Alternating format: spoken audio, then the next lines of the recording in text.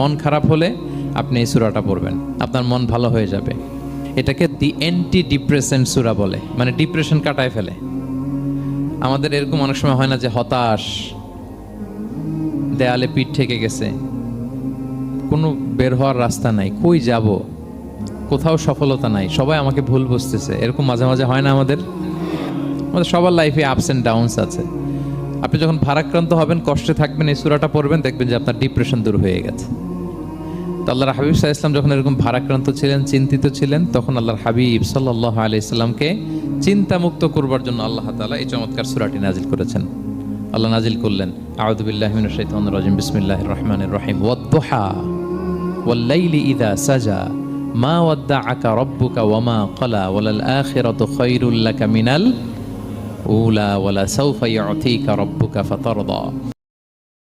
আপনার মন খারাপ হলে আপনি